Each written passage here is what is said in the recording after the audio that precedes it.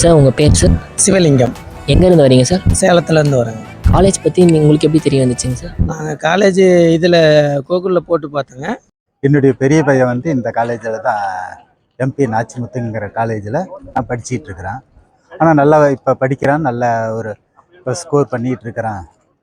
ஒழுக்கத்துலேயும் சரி, எல்லாத்துலேயும் சரி. அதனால் என்னுடைய சின்ன பையனையும் இங்கேயே சேர்த்தணுங்கிறது என்னுடைய விருப்பம். காலேஜோட அட்மாஸ்பியர் பற்றி நீங்கள் என்ன நினைக்கிறீங்க சார்? எனக்கு சாதிக்குன்னு சொல்லி ஒருத்தர் அட்வொகேட் இருந்தார். அவர் தான் எங்கள் ரெக்கமெண்ட் பண்ணார். இந்த காலேஜில் உங்களுக்கு தங்கச்சி சீட்டு கிடைக்கும், எடுத்துக்கோங்க, நல்லாயிருக்கும், ஸ்போர்ட்ஸ்லாம் நல்லாயிருக்கும் அப்படிங்கிற மாதிரி சொல்லியிருந்தார்.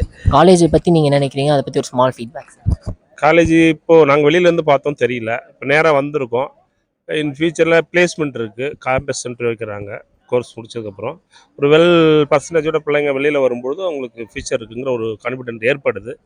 அது பிள்ளைங்களோட படிப்பை பொறுத்து தான், ரேங்கை பொறுத்து தான்.